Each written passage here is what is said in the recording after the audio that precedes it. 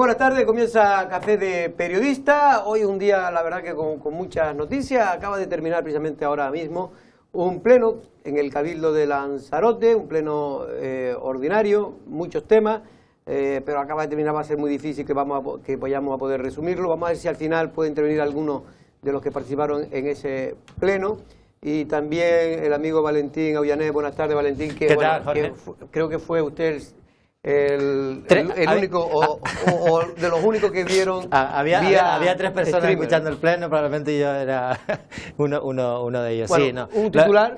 Sí, bueno, el titular empezó un pleno de guante blanco en el que hubo bastante consenso en determinadas cuestiones. Ha habido dos mociones de coalición canaria que han salido finalmente, Jorge, como declaraciones institucionales, lo cual quiere decir con el apoyo de todo. Pero seguro que no son nada, son de esas no tipo son de las emociones. Sí, de las que nadie se complica demasiado la vida. Efectivamente. Pero al final subió de tono y hubo ya la típica trifulca y el rifirrafe entre la presidenta Loli Corujo y el portavoz de la oposición mayoritaria, Pedro Sanginés, por diferentes temas. Consejo Insular de Aguas, por ejemplo, fue uno de los temas.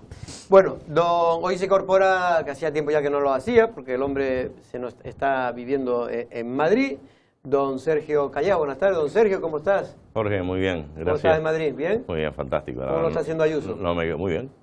Muy bien, pero las encuestas le dan lo que le dan. El otro día leí a alguien de Podemos, amigo mío de aquí en Lanzarote, dice: en Madrid se están viendo más que nunca skinhead, camisas negras y fascistas por las calles, ¿no? La verdad que la imagen que se está dando de Madrid desde fuera de Madrid a veces es curioso, increíble, porque Madrid, ¿no? Una ciudad tranquila, es una de las ciudades no solo tranquilas, que lo es, sino que además es una de las ciudades que siempre hay el símbolo de la libertad, precisamente siempre ha reinado, ¿no? Más allá de cuestiones políticas, ¿no? De que siempre ha sido vista por la gente que va, sobre todo en la época después de la transición, ¿no? Sí. Como una de las ciudades más, no solo ya de movidas culturales y sociales, sino también sí, más cosmopolita. Por cierto, que le ganó a Barcelona, que Barcelona era la que tenía ese marchamo. Sí, siempre la ha tenido. Yo estudié 5 años y me parece una ciudad encantadora, en Madrid, claro. Una ciudad encantadora. Y el otro día me sorprendió, bueno, y ahí ahora mismo trabaja mi hija y estudia mi hijo. Y el otro día me sorprendió, seguro que Sergio lo vio en la noticia, un tiroteo en plena calle, Jorge, sí, de dos bandas latinas. Es que lo que está aumentando ahora precisamente son las complicaciones con la banda real.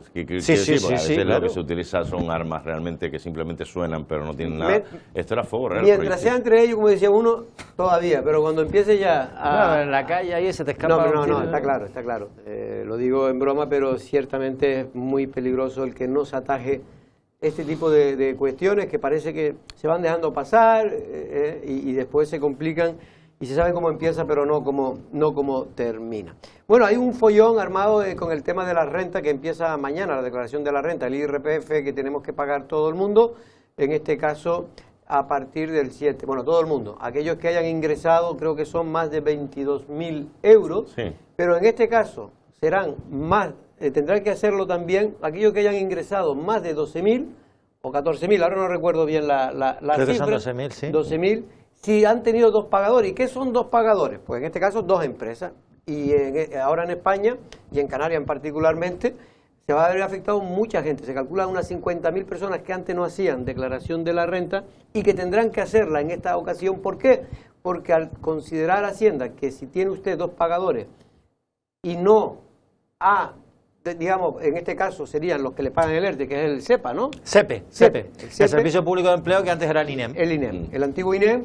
Es decir, en Canarias son mucha gente que se va a ver afectado, porque en Canarias, si no me equivoco mal, en Lanzarote solo somos cerca de 20.000 personas los que están en ERTE. Sí. Y era 80.000, ¿no? Y en Canarias cerca de 100.000, sí, o 90.000. No recuerdo el dato creo exacto, que ha bajado un sí, poco, llegó a cerca de 100.000, creo que ha ido bajando un poco y puede estar ahora en 80.000 por ahí. Pero bueno, de esos 80.000 hay muchas personas que van a recibir más de 12.000 euros si tienen con dos pagadores. Seguro, muchísimo. Se calcula 50.000, eso es lo que nos han dicho por ahí los asesores fiscales en porcentaje. Esto quiere decir que van a tener todos ustedes que estén en ERTE y si cobran más de 12.000 euros, no sé ahora si es 12.000 o 14.000, pero ahí está la cifra. A mí me parece una injusticia flagrante, quiero decir. Bueno, de hecho, hay una propuesta de Fernando Clavijo en el Senado para que las personas que están en ERTE no tengan que hacer la declaración de la renta, o por lo menos que no se considere... Y no cobren más de 22.000 euros. O que no se considere al SEPE, al Servicio Público de Empleo, como otro pagador. Porque claro, la gente que está en ERTE, mucha gente son 1.000 euristas. Si les hace, porque además el SEPE no te retiene prácticamente nada. Con lo cual vas a tener que pagar. Y claro, para alguien que te esté cobrando ahora, que sean 1.000 euristas, que tengas que hacer la declaración, que tengas que pagar 1.000 y pico euros, pues imagínate la verdad que la sensibilidad del gobierno, porque en sí la fórmula es esa, ¿no? Si te pagan 2...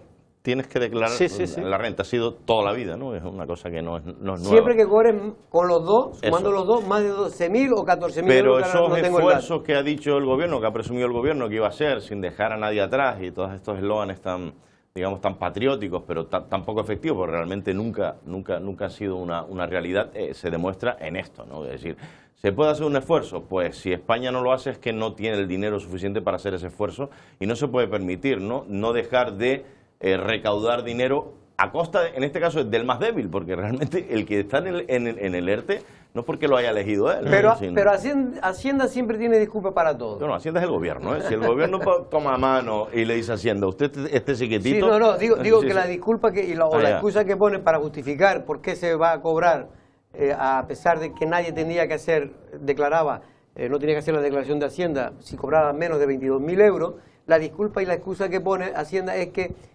como tú antes bien decías, el SEPE no cobra el dinero que recibe del SEPE, usted no está grabado. No hay deducción. Y entonces, ¿qué pasa? Que ellos creen que usted se está ahorrando un dinero que tenía que aportar. Joder, a ver, lo de dos pagadores tiene sentido, porque se supone que en este caso hay un beneficio claro de una empresa principal, y tú aumentas, digamos, tu nómina, tu sueldo mensual con otra empresa, y eso se puede entender. Pero en este caso es una situación en la que sobrevenida, en la que los trabajadores se van al paro de forma transitoria, y que les hagas pagar y que consideras al SEPE un segundo pagador cuando el SEPE no te deduce nada, me parece absurdo. Y lo único que han conseguido, creo que el gobierno, la única propuesta que ha sacado es aplazar el pago, ¿no? En 6 meses, ¿no? Lo único, sí, es lo que le han dado como, de alguna manera... Lo normal es que te den 3, o 2 plazos de pago, ¿no? Creo que eran 2.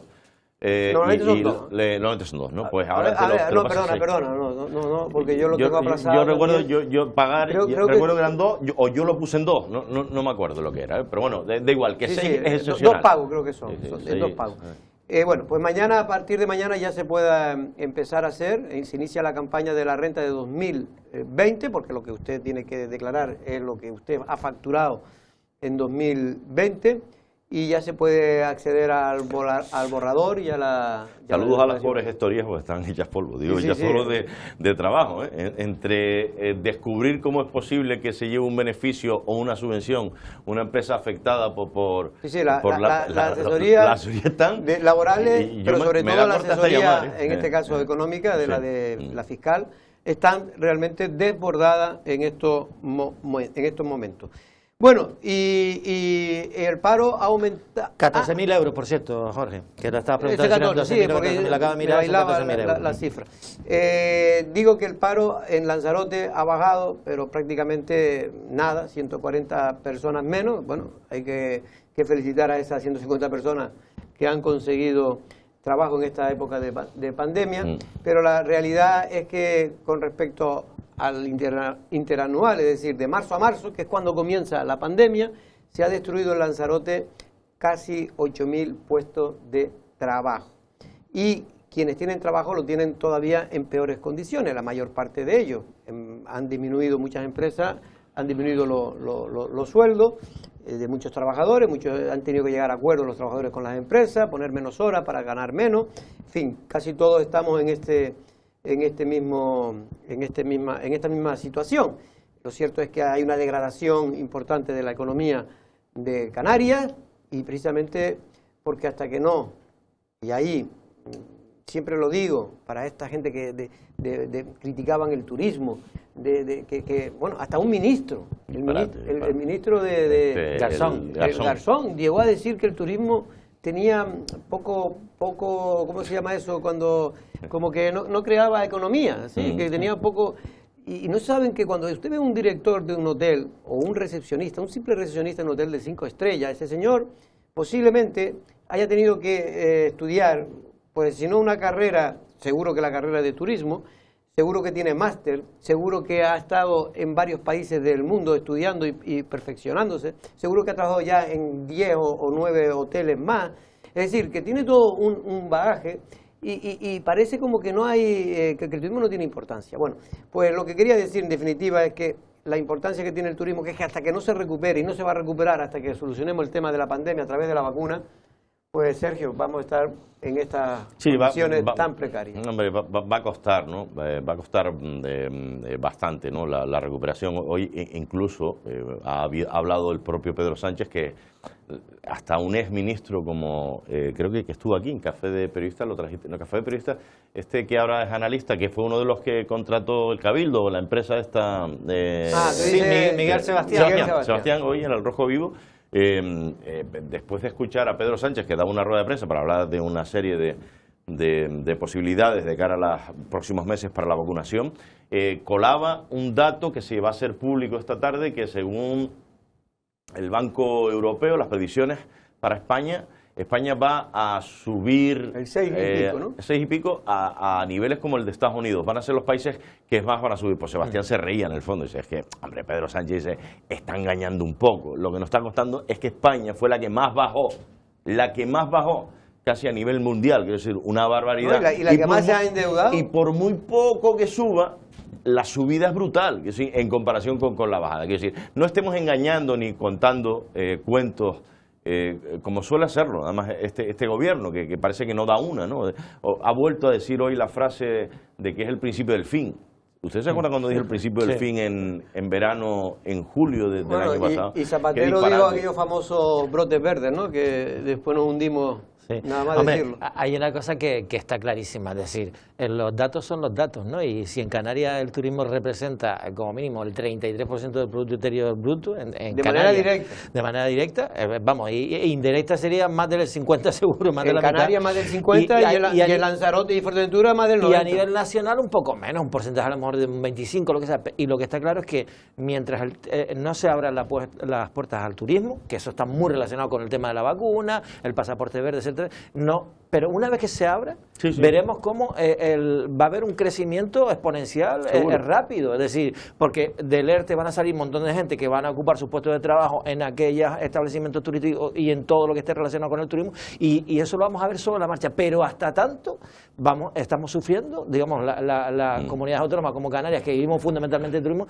las mayores consecuencias, eso es evidente. Y sobre todo lo que tú acabas de decir, es decir, cuando venga el turismo de verdad, que eso de verdad, si todo va bien, porque precisamente esa rueda de prensa que daba hoy Pedro Sánchez, el presidente del gobierno, era para garantizar que en el mes de julio, por aquello de que es cuando empieza la temporada alta turística en España, va a haber en España, porque en Canarias ya prácticamente la temporada alta nuestra es más en invierno, pero también ya se puede considerar también alta en verano, antiguamente lo era. Digo que el señor Sánchez ha garantizado la vacunación de 25 millones de personas en el mes de julio. Bueno, yo me creo más estos datos que lo que dio él hace 2 meses, que decía que en junio ya tendríamos 30 millones, es decir, casi el 60-70% de la población diana que había que de la vacunación de la población que había que vacunar, ¿no? A mí estos datos la verdad es que me siguen pareciendo, quiero decir, es el típico discurso de un político que se agarra a un clavo ardiendo, porque vamos a ver, hasta ahora estamos viendo cómo se incumplen los plazos. ¿Y por qué se incumplen los plazos? Porque los laboratorios, uno vende al que mejor le paga, el otro las esconde, el otro resulta que tiene una vacuna que a lo mejor no está aprobada lo suficientemente y resulta que hay que hacer pruebas y paralizar la vacuna, como le ha pasado a AstraZeneca. Entonces, ¿cómo puedes decir que en una fecha determinada? Yo creo que es un poco por levantar la moral de la tropa, por decirlo así. Me va a perdonar, precisamente el invitado que tenemos, el señor Amos García, jefe de epidemiología de la Dirección General de Salud del Gobierno de Canarias, siempre fue mucho más prudente, y yo recuerdo aquí, al menos en varias veces que le hemos entrevistado, que decía que iba a ser muy difícil conseguir en Canarias al menos el 70% de vacunados de la población a principios de verano. Señor Amos, buenas tardes. Hola Jorge, ¿qué hay? Muy buenas tardes, encantado de estar con ustedes. Encantado, de verdad. Señor Amos, hoy precisamente el presidente del Gobierno de España garantizaba que íbamos a tener en España 25 millones en el mes de julio de vacunados y 30, creo que dijo, 33. En el mes de 33 en el mes de agosto. Finales de agosto. ¿Es posible? Hombre, yo creo que es deseable que sea así, porque el gran problema que hemos tenido en desarrollar la estrategia vacunal, no solo en nuestra comunidad autónoma, sino en el resto del país y cuidado, en el resto de la Unión Europea, ha sido que nos ha fallado el elemento fundamental, que es la vacuna, la llegada de las vacunas. El ritmo ha sido muy inferior al previsto, al planificado y al contratado, y por lo tanto el ritmo de vacunación ha ido por debajo de las expectativas. Y en este sentido, en Canarias, más o menos también estamos, o será más fácil en Canarias poder llegar a ese 60-70% a finales de julio. O no, objetivamente lo que es una campaña de vacunación de la complejidad esta se dificulta todavía más en un territorio que está fragmentado, que no es continuo, en el que hay agua por medio en medio del territorio, hay islas. Esto complejiza mucho más la logística de intervención. Aún así, yo creo que lo que es el sistema sanitario, lo que son los profesionales, que son la fibra del sistema sanitario, ha funcionado muy bien. De tal manera que hemos puesto prácticamente la totalidad de las vacunas que hemos recibido. Por lo tanto, el músculo, que es el sistema, la fibra del músculo, que son los profesionales, ha funcionado. Pero para que se contraiga y se dilate ese músculo y esa fibra, es necesario que nos llegue un estímulo. El estímulo son las vacunas. Si las vacunas nos llegan en el ritmo razonable, y todo parece indicar, espero no equivocarme y que no haya ninguna confusión al respecto, que a lo largo del mes de abril y en mayo ya se puede normalizar este ritmo de llegada de vacunas, y además contemos con una nueva vacuna en escena, que es la de Johnson & Johnson, que además requiere una sola dosis para generar una buena respuesta protectora, pues lógicamente se le dará un acelerón importante a la política vacunal. Ha habido una mala noticia, no sé si usted la ha podido ver, que se confirma, según estoy leyendo en varios medios de comunicación, el vínculo entre la vacuna de AstraZeneca y los casos raros de trombosis que se han detectado en aquellos que se han vacunado. Eso realmente crea una incertidumbre mayor todavía, ¿no?, en aquellas personas que se tienen que vacunar con esa vacuna, que son la mayor parte ahora en estos momentos que se está vacunando, por ejemplo, en Canarias, ¿no? Sí, como si hubiera poca incertidumbre en todo lo relacionado con la vacuna, se nos incorpora una incertidumbre mayor. Pero desde luego esta manifestación ha sido hecha pública en una entrevista por un miembro destacado de lo que es el ámbito de las vacunas dentro del contexto de la Agencia Europea del Medicamento. Por lo tanto, genera un punto de inflexión que no puede obviarse. Este señor ha dicho que existe un vínculo entre la vacunación y estos casos rarísimos de tromboembolismos asociados a la vacunación, que no está perfectamente definido el por qué se producen, y tampoco está definido si hay un perfil especial en la población que puede llegar a sufrir este problema.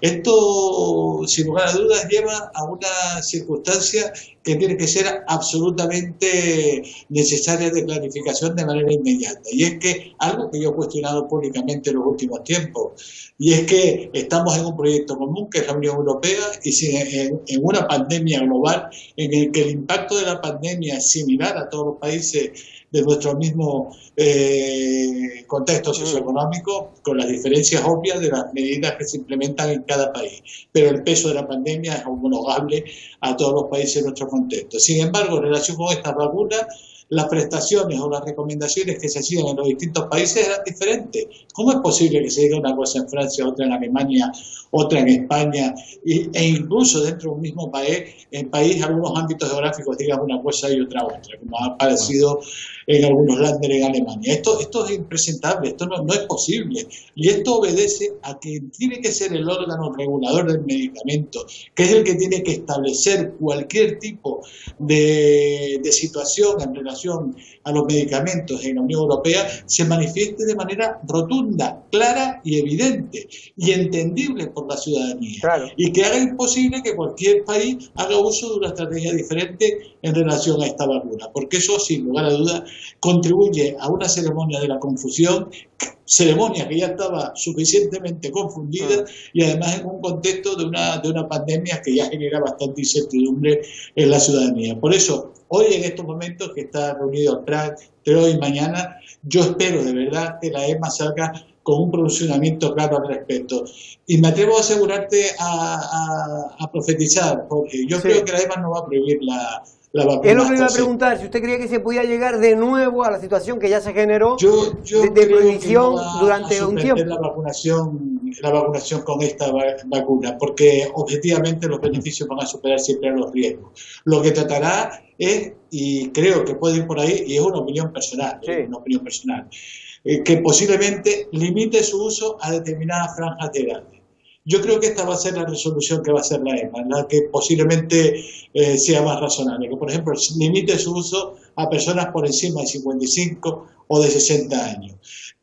Creo que posiblemente... Es decir, que sería, para aclarar, doctor, perdone, amor, es decir, que limite a partir de que se vacunen los mayores de 55. Exactamente, que se limite su uso a partir de los 55 años, pero repito, es una opinión personal, porque veo muy difícil que una vacuna que va a desempeñar un papel clave en la estrategia vacunal frente a la pandemia, en función de estos perfiles de proceso asociado a millones y millones de dosis, suponga su suspensión cautelar. Posiblemente habrá que amortiguar, hacer un análisis sosegado de dónde se han producido esos escasos procesos, ver los perfiles de esos procesos y amortiguar la recomendación de la vacuna a unos ámbitos etarios alejados de las situaciones en las que se han producido esos sucesos. Pero repito, es una opinión personal pero que me parece razonable, porque veo muy complicado que se pueda suspender una vacuna de la cual se han administrado ya más de 18 millones de dosis solamente en el Reino Unido y en la Unión Europea en atención a estos procesos trombólicos. Pero algún cambio tiene que haber, y que ese cambio, por favor, la EMA lo exponga con rotundidad, con claridad, que no dé sombra a duda. Ya está bien de esta confusión. Yo creo que es importante lo que usted ha dicho, porque la gente lo que quiere, efectivamente, todo el mundo quiere vacunarse, la mayor parte. Mire, yo me tengo que vacunar con esta vacuna, todavía no me han llamado, no sé ni por qué, pero me tendrán que llamar dentro de unos días, pero tampoco voy a correr mucho, pero lo que quiero decir es que crea un estado de desconfianza, ¿no? Claro, en organismos europeos incluso, ¿no? No puede ser. Yo ayer escuchaba a vos, buenas tardes, precisamente en televisión española, en el 24 horas, y el otro día también lo escuchaba en Antena 3. Ayer precisamente me quedó una duda, el tema de las Sputnik, ¿no? Hablaba Amos de geopolítica y lo explicaba perfectamente, ¿no? Es cierto, y la población no tiene por qué entender de geopolítica. Si tú vetas a gente de Rusia, es lógico que luego Rusia no vaya a compartir contigo. Sí, no lo sé. Pero teniendo en cuenta el problema que se puede generar ahora, las dudas sobre tal, oiga, que entre la Sputnik de una vez por todas. ¿Por qué no se puede acelerar esos trámites, esos estudios que tiene que hacer la Unión Europea para darle el visto bueno a la Sputnik, que parece que tiene... A la Sputnik y a cualquier otra vacuna. Yo hablo de la Sputnik por el tanto por ciento que parece que, aunque en un principio explicábamos ayer que la fase 3 no se hizo y tal, pues parece que ahora el resultado de la Sputnik está siendo positiva, ¿verdad?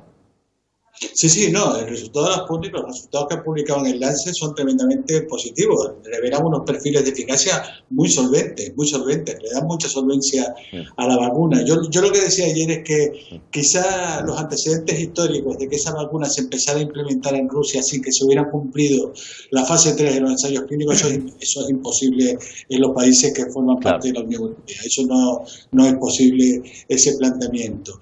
Pero en estos momentos, y a pesar de que la EMA no ha participado en ningún momento en el proceso de evaluación de ese producto, si ese dossier está ya en manos de la EMA debe agilizar la autorización de esta vacuna, si reúne los requisitos adecuados, y todo indica que sí, porque, repito, se está administrando en varios países del mundo y además los resultados publicados son muy positivos, pues que agilice el proceso de autorización. Y yo, francamente, a pesar de estos inconvenientes que he referenciado en cuanto a que la EMA no ha participado en su desarrollo, lo que sí es verdad es que a veces me preocupa el pensar que a lo mejor hay otros intereses de estrategias geopolíticas que evitan que un producto llegue cuando deba llegar y se retrase, porque lógicamente en la lucha esta que hay Rusia, Unión Europea, pues comprarles vacunas a Rusia cuando está, claro, por otro lado, incentivando políticas de sanción, pues a lo mejor no es muy presentable, pero hombre, estamos en una pandemia, claro, estamos en una situación de grave riesgo para la salud pública. Lo que nos importa es avanzar en crear el territorio adecuado para eliminar de una vez este drama. Por lo tanto, dejemos olvidado cualquier otro asunto que no sea el pensar en la salud de nuestra gente. Sí, señor García. García, ¿qué tal? Buenas tardes. Bueno, yo estaba pensando que así conseguimos que la EMA, en vez de rebajarlo a 55, lo suba a 56. Y así me libro yo, ¿no? Es broma, pero sí que es verdad, hay una cosa. Los beneficios, evidentemente, son superiores de la aplicación de la AstraZeneca, son superiores a los perjuicios. Porque claro, el perjuicio es que alguien puede morir de una tromba. Entonces, es lógico que en este debate tan globalizado, en el que la gente de la calle se conoce las marcas de las vacunas, las dosis que se ponen, las consecuencias que tienen, los efectos secundarios, es lógico que la gente pueda tener miedo. Y sobre todo, y esto es una reflexión, señor García, qué ejemplo tan malo están dando en general los laboratorios e incluso los propios países. Es decir, los laboratorios estamos viendo cómo han vendido vacunas a quien las ha pagado más caras. Eso por un lado. El caso de AstraZeneca, los 29 millones de dosis que se encontraron en Italia, que podían inmunizar a 15 millones de personas como mínimo. Han dado unos ejemplos que hacen pensar a la gente que, bueno, que si todo este mercado de las vacunas está ahí, ¿cómo no va a pasar que una vacuna la estén aplicando a la gente, la estén vendiendo y que tenga unos efectos tan perniciosos, ¿no? Es decir, yo en esto es una reflexión y mi pregunta es, ¿no podríamos los países tener las patentes de esas vacunas y poder producirlas nosotros? ¿Por qué no puede darse esa circunstancia? Sí, eso es un debate que se está poniendo ahora en estos momentos sobre la mesa y que yo creo que se debe de poner sobre la mesa. Permíteme antes que haga también una reflexión autocrítica con respecto al papel que ha cubierto la Unión Europea en relación a todo este proceso de relación con las empresas productoras de las vacunas. Y es que ha pecado de una ingenuidad asombrosa. Una ingenuidad que se escenifica en el hecho de que los contratos que ha realizado la Unión Europea con las empresas productoras no son transparentes. No sabemos a qué precio se han comprado en Europa las vacunas. Suponemos que a un precio inferior que al de Estados Unidos, porque en Estados Unidos tienen más posibilidades de tener las vacunas que las que tenemos en Europa. Pero no es serio, no es razonable y no es sensato.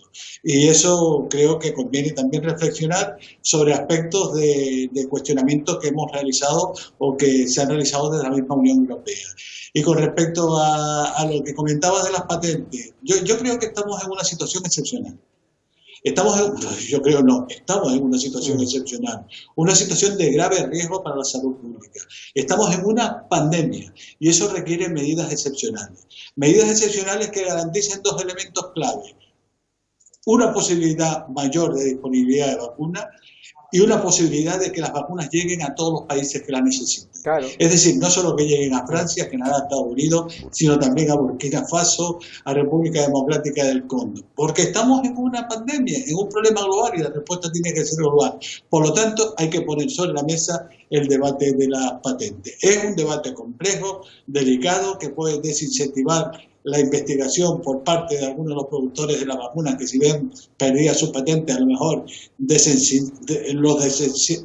no me sale la palabra, imposibilita que contribuyan a la investigación, pero en estos momentos, ante una situación excepcional, yo creo que por lo menos hay que empezar a sentarse a debatir sobre el tema este. Estoy completamente de acuerdo contigo, hay que debatirlo. Doctor, simplemente una cosa, porque me están mandando un mensaje diciendo que se puede estar entendiendo que estamos recomendando que no se vacune aquellos que tengan que vacunarse con la AstraZeneca. No hemos dicho ni nada de eso, todo lo contrario. que se puede vacunar.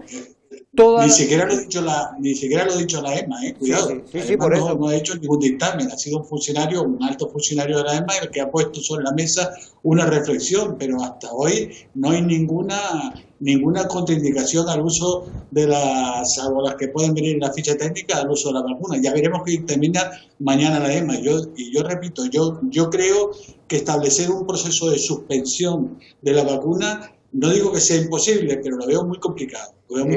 Yo creo que lo más adecuado es que asocie la administración de la vacuna a aquellos ámbitos etarios donde no ha habido problemas relacionados con este tipo de procesos. Y la realidad es que hemos preguntado y en Canarias de momento no hay ningún tipo de caso ni se conoce ningún tipo de reacción grave a ninguna de las vacunas, ni a AstraZeneca ni a ninguna de las que se están inyectando. No, afortunadamente no. Hay un caso que se está estudiando en Tenerife, que ya ha aparecido publicado en un medio de comunicación en Tenerife, pero es un caso muy especial y yo francamente, antes de asociarlo a la vacuna, preferiría tener toda la información disponible, porque por ejemplo el reciente fallecimiento de una mujer asturiana que también se asoció con la vacuna, pues resulta que no tenía la vacuna nada que ver, era debido a un problema que tenía ya esa mujer.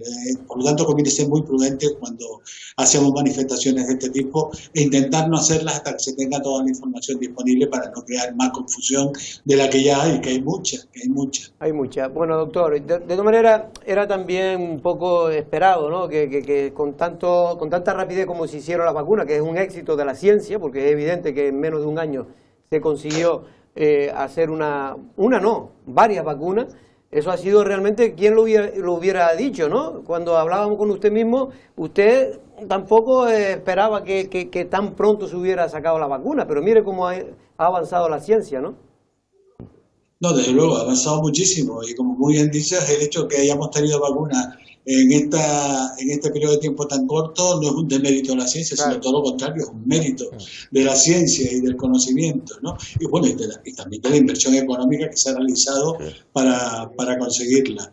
Yo creo que es muy importante el disponer de vacunas. Estamos hablando del único instrumento que nos va a permitir modular la pandemia y en cualquier caso también trasladarle a la ciudadanía que las vacunas son de los fármacos más seguros que hay en el mercado, que antes de que una vacuna aparezca en escena se ensaya en miles y en miles y en miles de personas. Esto no ocurre con todos los fármacos, solamente ocurre con las vacunas. Entre otras cosas porque también hay que entender que las vacunas se administran a personas sanas para prevenir, usualmente, para prevenir un riesgo, no para reparar un daño, el perfil de intervención del resto de los fármacos. Mira, estamos hablando de efectos tromboembólicos tras millones y millones y millones de dosis administradas, pero que hay fármacos, no digo de uso común, pero sí de un determinado uso de especialidad, que con unas proporciones mucho más inferiores pueden producir perfectamente cuadros de ese tipo, pero que el beneficio de la administración del fármaco es muy superior al riesgo de sufrir esos procesos, pero la proporción es mucho más elevada en determinados fármacos. Eso no los inhabilita a la hora de establecer un tratamiento, porque lo que buscamos fundamentalmente, y es lo que a veces no recordamos, es salvar vidas. Y con las vacunas evitamos que la gente se infecte de una enfermedad que ya ha ocasionado más de 2,5 millones largos de muertos, más de 70.000 en nuestro país. Pues doctor, de verdad que le agradezco que haya estado aquí, haya aclarado la situación y me parece con mucho sentido común lo que usted está diciendo. Lo que no puede ser un organismo europeo como la EMA que no se sepa exactamente lo que opina y que sea una persona, en este caso un miembro del comité, el que haya dicho unas declaraciones sin realmente decirlo de manera contundente y rotunda el organismo oficial, ¿no? No, esto lo doy yo lo sitúo como un punto de inflexión, porque es un alto representante de la EMA, pero claro, no es lo que diga un señor, lo tiene que decir el organismo. Claro. Las cosas no son porque las diga yo, son porque las dice o el Ministerio de Sanidad o la Agencia Europea del Medicamento. Las cosas no se pueden basar en opiniones personales, tienen que basarse en dictámenes perfectamente analizados, perfectamente estudiados y perfectamente publicados. Y eso es lo que le pedimos a la EMA, respetando de que si este señor ha dicho lo que ha dicho es porque realmente hay un punto de inflexión en relación a la situación de la vacuna y este tipo de procesos. Pues Amos García, de verdad, muchas gracias y muy amable, y se lo agradece todo a Lanzarote, ¿eh? Hasta luego, un abrazo. Nada, muy amables a ustedes. A ver si nos podemos ver personalmente a ver si es verdad. en el estudio pronto. Efectivamente, ojalá. Eso significará que las cosas van muy bien.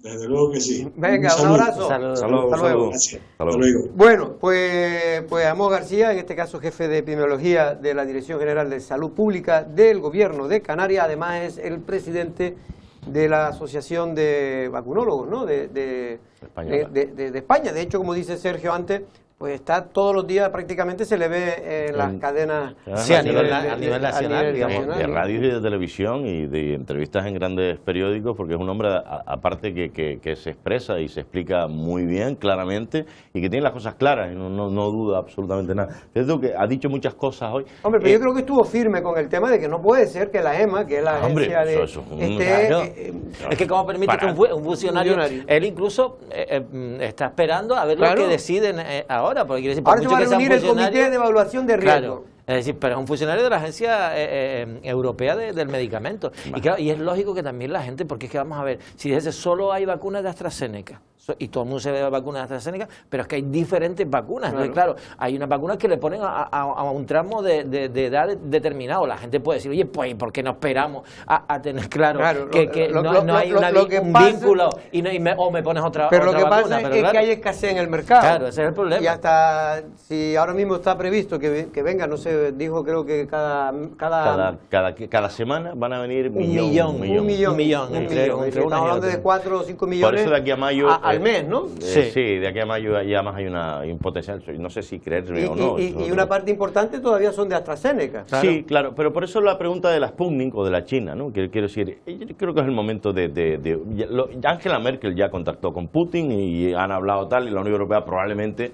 Espero, porque mira, y Ayuso creo que también, ¿no? Sí, pero eso fue un globo sonda, ¿no? No fue un globo sonda. Ella lo que ha dicho es que en enero, que se planteó, cuando había ya tan poca tal, se planteó la posibilidad, no solo para Madrid, sino, en fin, de que se pudiera ver otra vacuna más. Si pudiera, Casimiro Curbelo compraba la Sputnik también pero la Sputnik no volvería, ¿eh? República Checa la utiliza, Hungría también la utiliza. Y países africanos, Marruecos creo que también. Y después Nicaragua, países que... Marruecos, que por cierto, que la gente siempre hablamos mal de Marruecos en el sentido mal, de peyorativo. No, hablan mal, hay gente que habla mal de Marruecos. Y peyorativo, que sepan que en el tema de la pandemia ha estado muy controlado. Y es uno de los países de África, pero también supera a España porcentualmente en el número de vacunados. Pero lo supera con creces. Eso se ve el dinero también que tiene. El dinero y que cuando se toman las cosas en serio, pues se lo y que hace. No utilizar los domingos para descansar. Es que a mí es incomprensible, ¿no? Que haya comunidades autónomas que todavía paren y en domingo o en días festivos. En este caso, en alguna porque no había. Porque ya estaban cansados la gente que tenía estaban trabajando con más horas y tuvieron que descansar el personal. Pero es evidente, yo soy de los que creo, y lo vengo diciendo, la gente dice que eres pesadito con este tema, y un poco lo ha insinuado Amos García, es que estamos en una situación de guerra, de economía de guerra. Oye, si usted sabe que van a morir tantas personas, si de aquí a 3, 4 meses no están vacunados, aparte de que va a producir un caos económico mundial, hay que poner todo, y lo que ustedes decían antes también, de ¿por qué los países no pueden elaborar en su laboratorio esa vacuna? Por la patente que la tiene. En una situación de emergencia como una patente, tú me vendes, yo sigo produciendo como laboratorio, y la patente te la vendo a precio de oro, pero permito que haya más infraestructura al mismo tiempo produciendo más vacunas. ¿Tú sabes cuánto dinero ha puesto Europa para ayudar a esos laboratorios? ¿Cuánto dinero han puesto para que ahora mismo se pongan estupendos? No, mire, es que yo he puesto este dinero, le ayuda a usted a adelantarse y a que venda. Oiga, pues no es descabellado dar un paso en eso. Y tú sabes, por ejemplo, que en Inglaterra, que es la propietaria de AstraZeneca, el laboratorio, ellos, todo lo que producen es para ellos. No sacan, incluso las que tienen, laboratorios que tienen ellos en Europa, les mandan a Inglaterra.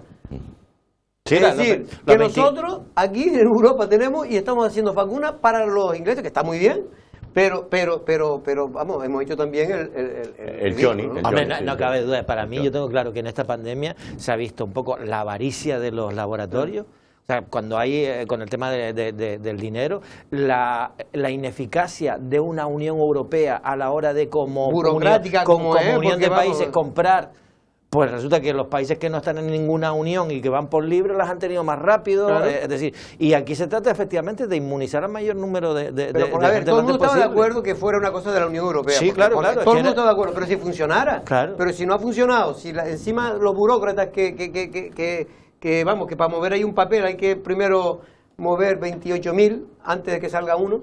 Pues así no funcionan las cosas. Y por eso Estados Unidos, que se le critique también tantas cosas, ya van a un ritmo de vacunación extraordinario. ¿No? Y lo de las patentes... Creo que 100 millones llevan. Lo de las patentes es un tema de cambiar un poco el funcionamiento del sistema. Yo eso lo puedo entender porque dice que desincentiva, casi no lo digo yo también, el tema de la investigación. Pues no, a lo mejor lo que tienes que hacer es que las patentes tú te las puedes comprar en una situación de pandemia como esta, si a un precio de oro. Se va a vacunar durante años, cada año. Se va a vacunar durante años, cada año. Bueno, este es el momento de dar ese paso y luego ya veremos. Cuéntame la experiencia. Cuando usted viene de Madrid hacia Lanzarote, tiene que entregar una PCR. ¿Cómo es una PCR en el mostrador del avión? El gobierno de Canarias ha dicho que hasta el 9 de abril, que es el próximo viernes, todo aquel que viaje desde la península, viaja desde Salamanca, desde Sevilla, desde Barcelona, todo que tenga aeropuerto. Tú tienes, aeropuerto no tiene Salamanca, pero bueno, Salamanca no lo tiene, pero bueno, tienes que hacerte una PCR para llegar a Lanzarote o a Canarias, ¿no? El gobierno de Canarias generosamente te invita gratuitamente a esa PCR. Si eres residente. Si eres residente, pero si tu acompañante no es residente y le entregas un bono, también le reduce notablemente la factura. Mi caso, yo me la hice el sábado. En Madrid, en la calle Alfonso XII, al lado del Retiro, es un laboratorio con el que tiene concertado el gobierno de Canarias, di negativo en la PCR, por lo tanto me monto en el avión. Al montarte en el avión, aterrizas en Lanzarote. ¿Y qué deben de hacer en Lanzarote? Pues hay 4 o 5 personas, antes de que salgas de las instalaciones aeroportuarias, que te piden, yo la tengo aquí, te piden, yo lo hago por ahí, el negativo, lógicamente. Y no había nadie. Y no hay nada. ¿Tenemos imágenes? Una pregunta. No sé si tenemos imágenes. Sí. Yo tengo ¿Tenemos imágenes? Sí, hay imágenes. Hay imágenes. Pero mira, Sergio, una pregunta nada más. Sí. Normalmente también tienes que mandar el resultado de la PCR a un email, ¿o no? Ya no. Eso ya no. Fíjate lo que ocurrió ayer, 8 de la tarde. Vamos a ver si lo podemos poner para que lo pueda ver y lo pueda ir comentando Sergio Calleja, que es el protagonista. Bueno, pues en teoría es aquí donde te tendrían que pedir la PCR. Y como ven,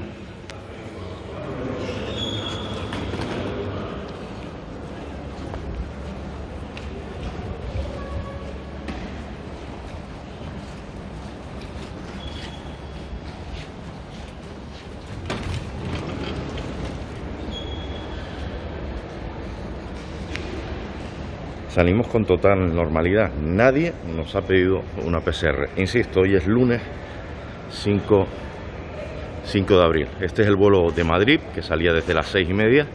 Y bueno, no hay absolutamente nadie. Nos han obligado a hacer una PCR en Madrid para aterrizar en Canarias. Y este lunes, aquí en Lanzarote, absolutamente nadie nos ha pedido una. No. Ahora. Digo que aclarar una cosa. El gobierno de Canarias ha tomado estas medidas excepcionales para toda Canarias hasta el viernes. Hoy, esta mañana y ayer, por ejemplo, hubo 2 vuelos a Londres que se llevaban o que traían a 10 personas, ridículo. A ellos sí le hicieron, sí hubo personal para decirles, deme usted la PCR. Los vuelos interinsulares a Las Palmas, a Tenerife, también se controlan. Lo que no es de recibo es lo que pasaba ayer con los vuelos de Barcelona. Hubo 3 vuelos. Hubo 2 de Madrid, hubo 4 vuelos, 2 de Madrid. ¿Pero que fue un fallo? No tenemos ni idea. Mira, yo me puse en contacto con... Debe ser, Sergio, porque yo te digo, yo estuve en Madrid a principios del mes de marzo, ¿vale? A principios de marzo, y efectivamente, cuando llegas al aeropuerto de Lanzarote, hay normalmente 2 colas, una de la gente que venía con su PCR y otra de los residentes que se van a hacer la PCR aquí y que tienes que hacer la cuarentena de un día aproximadamente hasta que te den el resultado. Pero eso funcionaba y esto era desde el 3 de ayer, porque lo de la PCR para los vuelos nacionales, o sea, de la península, como para los internacionales, lleva bastante tiempo. Sí. Y lo que pasa es que se ha ampliado hasta el día 9 Pero de me marzo. resulta curioso, porque luego yo me metí para ver la información del 18 de marzo, donde se anunciaban las medidas especiales para Semana Santa, E insisto, y ponía hincapié Julio, ¿quién es Julio Pérez, no? El portavoz, ¿no? Sí, el hincapié en que hasta el 9 viernes tal.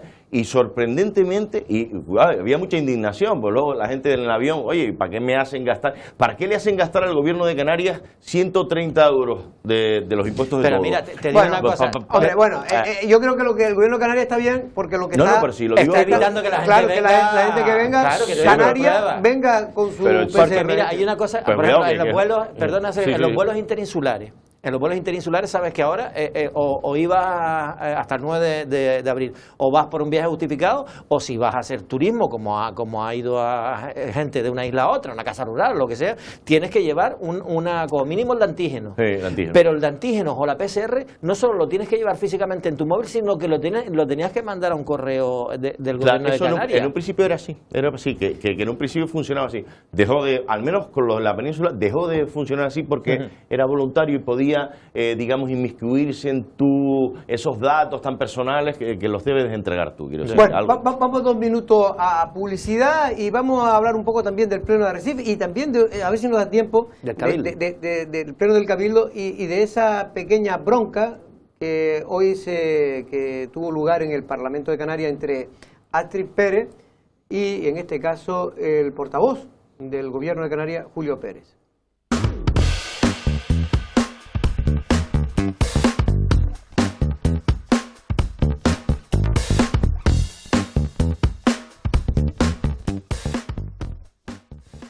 Bueno, pues vamos a intentar poner ese vídeo donde Astrid Pérez pues tiene una pequeña bronca, que estas cosas suelen ocurrir. En este caso acusó Astrid Pérez al portavoz del Gobierno de Canarias, Julio Pérez, de misógino. ¿Por qué? Porque Astrid Pérez hizo una intervención criticando la actuación del Gobierno de Canarias con el tema de la inmigración y Julio Pérez le rebatió los datos y finalmente le dijo que estaba diciendo disparate y que ignorante, que estaba dando datos que eran digamos equivocados, incluso creo que le llegó a llamar ignorante. Y por eso Astrid Pérez ahora ha acusado o lo acusó allí que había actuado como un misógino porque Julio Pérez nunca le había oído llamar ignorante a ningún hombre dentro del Parlamento de Canarias. No sé si tenemos en este caso porque no lo coge. Bueno, queríamos hablar un poco del pleno del Cabildo de Lanzarote hasta que podamos conectar. Creo que vamos a intentar conectar con Pedro Sanginés, el portavoz de la oposición y de la oposición, no, de Coalición Canaria, en la oposición, mejor dicho. En este caso, dijiste antes el tema sí, fue un pleno del Consejo Insular del Agua. Un pleno Agua. ordinario que fue pues, muy de guante blanco. Yo creo que quizás los momentos así más de controversia y de discusión fueron el Consejo Insular de Agua, porque saben que el Grupo de Gobierno ha decidido traspasar las competencias al Gobierno de Canarias, a la Consejería de Transición Ecológica. Entonces, a una pregunta que presentó por Lanzarote en Pie, Unidos Podemos, pues le respondió la pregunta de las razones por qué había... Las razones por qué se había transferido las competencias al Gobierno de Canarias. Y bueno, Loli Corujo dijo que le extrañaba que hicieran esa pregunta en el Pleno, puesto que yo lo había explicado en el marco del propio Consejo Insular de Agua. Y bueno, ahí fue cuando empezó a decir Loli Corujo que bueno, que lo que ha pasado por el Consejo Insular de Agua es algo que prácticamente que ni se podía comentar en el Pleno, que ha pasado tantas cosas malas en ese Consejo Insular y hay tanto oscurantismo que no se podía comentar y que claro que todo lo mal que se ha hecho lo ha hecho evidentemente ¿quién? Pues Coalición Canaria. Y bueno, entonces hay una cuestión, Jorge, que yo veo en la presidenta del Cabildo que reitera, es decir, que habla de gestiones anteriores sin que el Partido Socialista haya estado gobernando en ese Cabildo nunca, es decir, como si en las 2 últimas legislaturas el Partido Socialista no haya estado gobernando con Coalición Canaria. Entonces me extraña mucho que todas las culpas de lo malo que se ha hecho hasta ahora sean de Coalición Canaria. Y entonces ahí hubo una trifulca. Un rifirrafe entre los dos. Creo que tenemos parte de ese rifirrafe, vamos a ver si lo podemos ver y así todos podemos luego opinar. Parecía una medida social y económica viable para estos tiempos de crisis, pero el grupo de gobierno que comanda Dolores Corujo en el Cabildo de Lanzarote rechazaba en el pleno de esta mañana la propuesta de Podemos del bono comercio. ¿Pero qué es exactamente el bono comercio? Consiste en la creación de un bono con una cantidad de dinero determinada para gastar en pequeñas empresas de Lanzarote y La Graciosa que los ciudadanos y ciudadanas podrán adquirir a un precio menor. Este bono de 50 euros podía adquirirlo cualquier persona mayor de 16 años, empadronada en Lanzarote y La Graciosa, pagando 35 euros, y el Cabildo, en colaboración con los ayuntamientos, subvencionaría un tercio, que vendrían a ser unos 15 euros. Tanto la presidenta como la consejera del área mostraron el porqué de esta negativa. Pero han puesto el tema que también se trató en el Pleno, ¿no? Sí, que lo rechazó. El bono de... Claro, lo rechazó el Grupo de Gobierno, entre otras cosas porque dice que no era el momento de poner en marcha técnicamente y legalmente, era muy complejo, y que ahora de lo que se trata es de dar ayuda directa a las empresas, que la mayoría de los comercios están cerrados, que entonces no serviría de mucho. Esa es la argumentación del Grupo yo creo que Grupo de Gobierno. Sinceramente, yo sé que en otros sitios se ha hecho. El Santa bono Cruz de comercio, Tenerife, Santander, La Coruña, Valladolid, según dijo la con muy buen representante funcionamiento. En Santa Cruz de Tenerife sé que el alcalde, que bueno, precisamente es de Coalición Canaria, el señor Bermúdez, sé que reconocía que era complejo, que era complicado, pero que se había hecho un esfuerzo extraordinario para que se empezara a aplicar. No sé si ya se empezó a aplicar o se aplicaría ya en esta semana. Según Podemos se está aplicando ya. En Santa Cruz de Tenerife, y lo que consiste en eso, es un bono de 50 euros de los que el Cabildo subvencionaría como 15 euros, y eso te sirve para comprar en comercios que no sean ni franquicias, ni grandes superficies comerciales, sino que sea incluso que valiese para actos culturales, todo con el fin y el objetivo de fomentar el comercio de local. La idea no es mala, la idea yo creo que es bastante buena. De hecho pero lo que pasa es que también yo me imagino que no debe ser tan fácil de aplicar. Es verdad que en otros sitios se ha hecho, y si se ha hecho en otros sitios, seguramente también se podría hacer. A lo mejor es que no tienen ganas de trabajar, Jorge, porque yo qué sé si se puede hacer en otros sitios. Es que alguien preguntaba, creo que fue David de la O, si no es ahora, ¿cuándo lo van a hacer? Cuando se abra el turismo y estén todos los comercios funcionando. Entonces ahí prácticamente no necesitan, los comercios no necesitan apoyo a lo mejor ahora, que es cuando están más agobiados, que tienen menos clientes, ¿no? Yo creo que va más bien por ahí, ¿no? Es un grupo de gobierno que tiene las cosas ya estipuladas, y probablemente este tipo de acciones, si ellos hubieran estado en la oposición, hubieran dicho que sí, ¿no? Pero se dan cuenta que dentro pues van a tener que hacer trabajar a este al otro, y ese dinero a lo mejor que lo tenían previsto para invertirlo en otra cosa, pues no están o no tienen la intención de hacerlo. Yo soy de los que opino que no es fácil. Yo esta mañana hablábamos en la radio con Miriam Barros.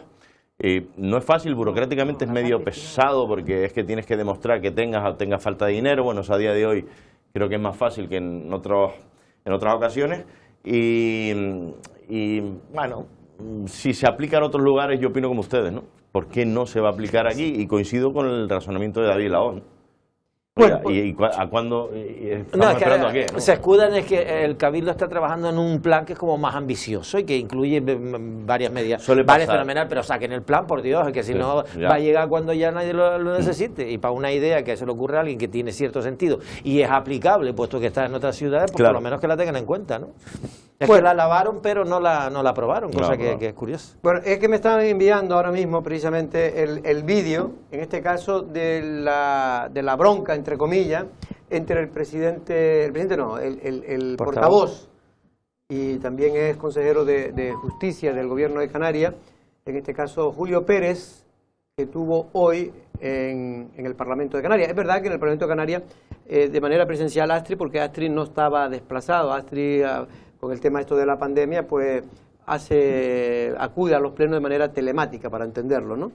Bueno, pues tendrá que ser mañana cuando vean ustedes la noticia. Ya a partir de unos 15 o 20 minutos lo podrán ver en Lancelot Digital, donde se va a descargar ese vídeo y podrán ustedes analizar lo que curioso es que si Astrid Pérez acusa a Julio Pérez de misoginia o de ser misógino, a ver qué opina, por ejemplo, las mujeres del Partido Socialista, entre ellas su compañera, por ejemplo, Loli Gorujo, de efectivamente si hay misoginia en las críticas del señor Julio Pérez. Lo digo porque en el Parlamento el Partido Popular es, como saben ustedes perfectamente, la oposición, pero después hay sitios como el Cabildo de Lanzarote, el Ayuntamiento de Lanzarote, donde los dos partidos son socios, ¿no? Lo miras de manera rara, Valentín, es muy normal eso.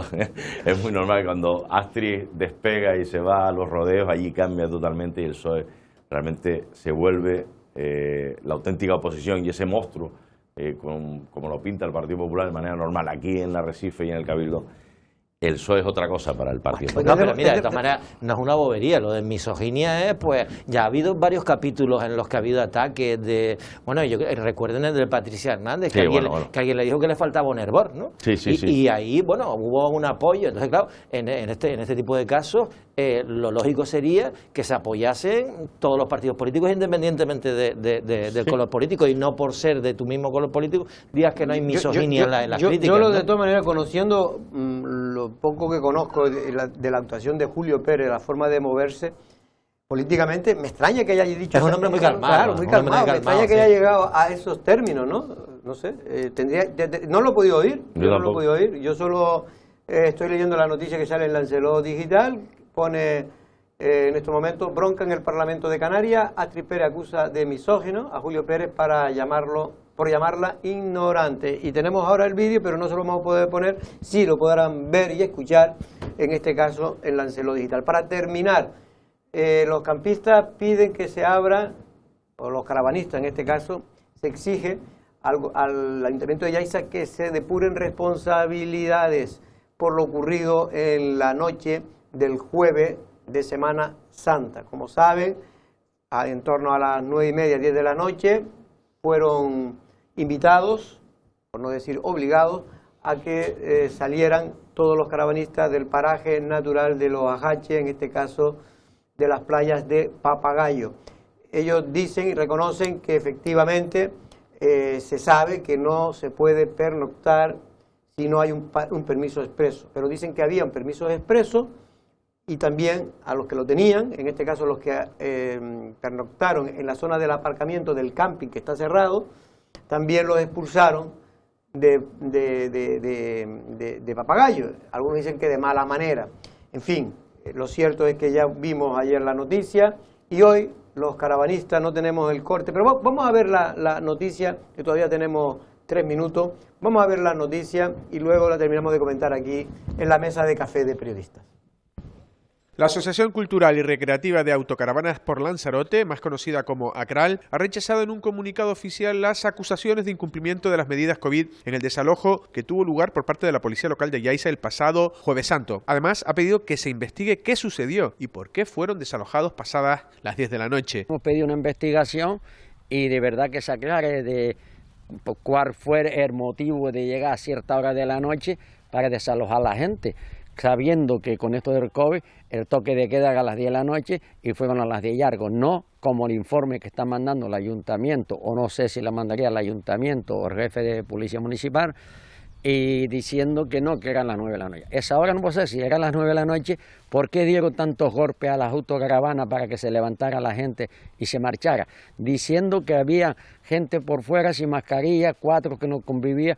Hombre, es que eso yo no lo veo claro, porque si ellos lo que veían algo por fuera que no estaba correctamente era llamarle la atención, que no era ni para sancionarlo o lo que sea, pero a lo menos advertirle que son las cosas que se deben de hacer. Rodríguez no entiende por qué se personaron agentes de la policía local cuando se les ha dicho que no hubo una orden. No lo veo normal, que algo está sucediendo. Algo está sucediendo, o tomaron las medidas por su cuenta, porque el teniente alcalde, yo estuve hablando con él y me dijo que él no mandó a nadie. Él dice que el jefe de la policía local no mandó a nadie. El alcalde que hablé con ese día mismo, muy temprano con él, que está fuera de la isla, no sé si habrá llegado, dice que él no sabía nada. Bueno, ¿qué es lo que tenemos aquí? Que aclare y que pida responsabilidad cómo fue, para que todo el público, toda la gente sepa lo que pasó. La solución para los integrantes de ACRAL es clara: que se abra el camping de Papagayo con aforo limitado. Que le busque la solución, pero rápida, y que esto no vuelva a ocurrir, y que se busque solución para la autocaravana, que ya no estamos de juguete, que ya esta Lanzarote siempre nos pasa lo mismo.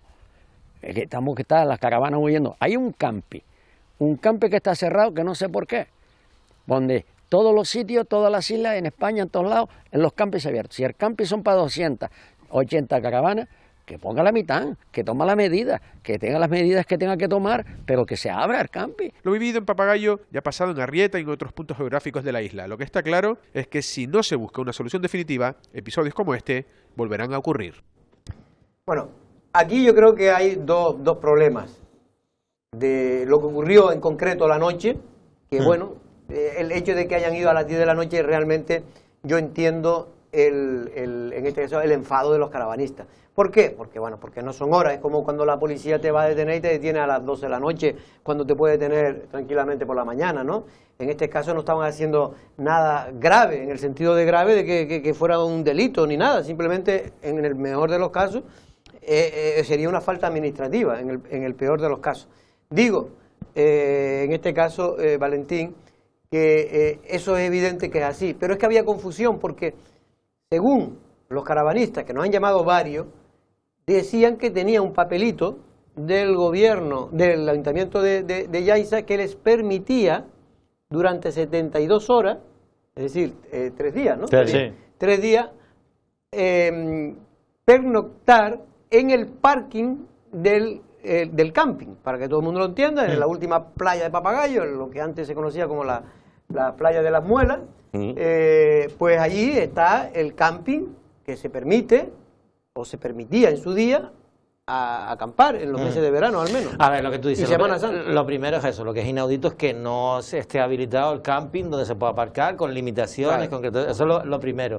Y después, concretamente sobre el hecho de este hecho, pues, hombre, si tienen un papel que les autorizaba a pernoctar, pues claro, dicen, no, es que resulta que nos echan por la noche.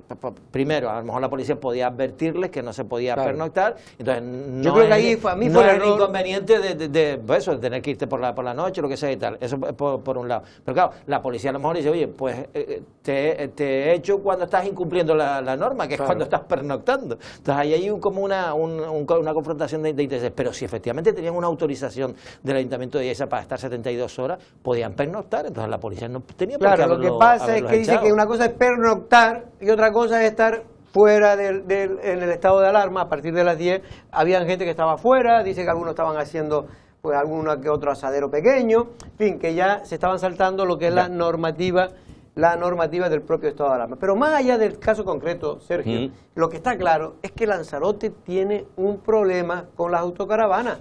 Y es un problema que se viene arrastrando desde hace más de 15 años. Desde hace más de 15 años. No se ha podido buscar una solución, porque es evidente que yo, y me he enfadado con algunos caravanistas, porque yo creo que ya somos muchos en esta isla y creo que no pueden estar ocupando las primeras líneas de las playas de la isla, no pueden. ¿Por qué? Porque se están apropiando de algo que no es de ellos. Y segundo, porque crea una mala imagen. Una muy mala imagen, ¿no? Y aunque ellos son bastante sensibles, ¿no? A las críticas y a este tipo de cosas. Y la mayor parte de ellos son, yo los he visto, limpian, la mayor parte, no digo que hay alguno que no lo sea, pero el 99% de la gente que yo conozco son gente que ama la naturaleza. Sí, que como en todos lados. Claro. Lo que pasa es que, oye, si hay un camping, es que lo bueno de esto es que se puede regular perfectamente. Tienes sitios donde aparcas la tal y estás cerca de la costa, de la playa. Pero aquí no tenemos ni plan insular que lo permita. Y resulta que hay uno habilitado. ¿No lo podían haber habilitado de alguna forma con la mitad del aforo o lo que sea? Eso es lo que ellos se quejan. Para estos 3 días de Semana Santa. 3 días, además. Es lo que ellos se quejan. Nuevamente es trabajo. Y eso supone trabajo. Lo cierto y es que eso hay muchas autocaravanas en personal. Lanzarote, Demasiado. Están hablando de 200, 300 autocaravanas. Es un problema. Es un problema, digo, porque no, es un problema porque es una isla pequeña. No hay lugar y después ves los barcos en verano y a Fuerteventura es una barbaridad, ¿no? El arma que une abajo. Y viene gente de Gran Canaria sobre todo. De Gran Canaria muchísima. Y hay gente que pasa incluso desde Fuerteventura pasa aquí. Y bueno, los que se dedican a esto de este tipo de práctica, que debe ser apasionante y tiene que tener su aquel para que haya tanta afición, ¿no? Y tanta gente. Saben perfectamente lo que hay y ellos saben perfectamente que hay demasiadas autocaravanas. Que me entiendan porque es un colectivo sensible y yo quiero que me entiendan. No es que estemos en contra de la autocaravana ni mucho menos. Yo creo que hay que buscarle una solución. Yo creo que igual que los agricultores protestan porque no hay derecho que se les ningunee como se le están ninguneando, que no tengamos plan insular, que estemos hablando siempre de lo mismo, que ya cansa, le cansa a ustedes, pero imagínense lo que nos cansa a nosotros ya hablar del famoso inexistente plan insular, que el que existe, el que está en vigor, es uno de 1999. Hace ya, pues, ¿cuántos años? Ahora como tenemos directora insular de patrimonio, de ordenación del territorio, ya vamos a tener plan insular, seguro. Eso dijo Marco Vergara. Son 2 años, ha costado contratar, 2 años, que es lo que lleva el nuevo grupo de gobierno, ¿no? Sí, un año y 8 meses. Y 8 meses. es lo que se ha tardado en contratar, para que vean cómo van las cosas de despacio. No, pero sí, es que es pero increíble. ¿a quién van a engañar? Es increíble. ¿La contrata porque va a sacar una solución? No, la contrata porque es del PSOE. Y ya está. Si es que no, está más claro que el agua, ¿no? No, y mira, te digo una cosa, el Consejo Insular de Aguas le quitan la competencia, se la dan al gobierno de Canarias porque no hay gente y ahora contratan a 2 directores insulares, uno para que asista, ¿cómo es? Para que asista a la presidencia. Para que asista a la presidenta. Para que asista a la presidencia. Que es la cosa más rara que he visto en mi vida. De esos 2 directores insulares, ¿por qué no contratas a alguien para que lleve el Consejo Insular de Agua y no le tienes que traspasar las competencias al gobierno de Canarias? Es muy descarado. ¿Sabes lo que te digo? Que es muy descarado. Ahora, la oposición ya le vale, ¿no? Porque es tan descarado lo que han hecho, además con ese tribunal que estaba más que influenciado, que le den a 2 personas con el carnet del PSOE y después una es de Tenerife, ¿no? Las dos. Una era concejal. Una es concejal. Es que alucino, yo de verdad, la oposición estaba ahí como... Hoy se lo preguntaba a Miriam Barro, me dijo que no tenía ni idea. Digo, Miriam, no sé.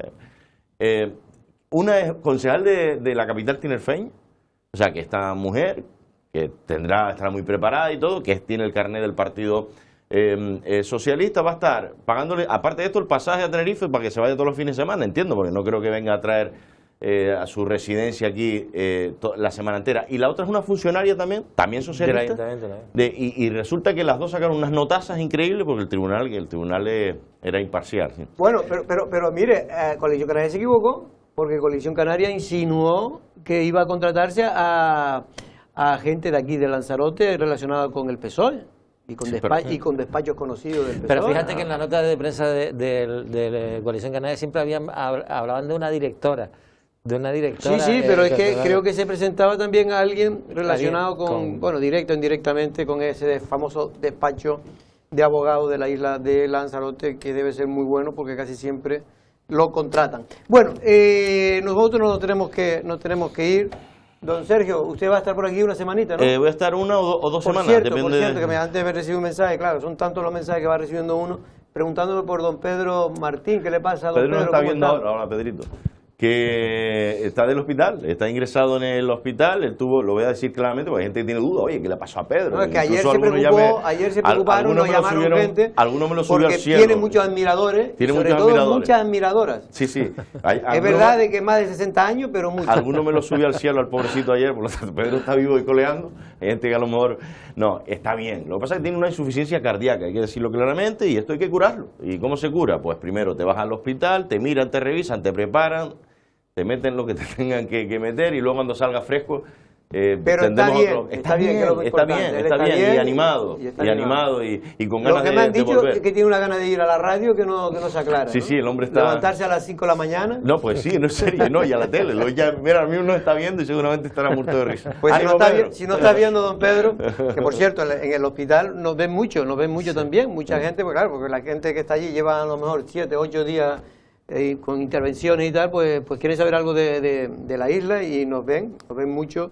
Al menos cuando yo estaba ingresado, la persona que estaba al lado mío lo veía, ¿no? Pues un saludo para Pedro, que se ponga bueno rápido. Valentín, muchas gracias. Saludos, Jorge. Sergio, Jorge, mañana, no sé si no es mañana, mañana el jueves. Estoy a tu disposición. Nosotros regresamos mañana a la misma hora. Buenas tardes.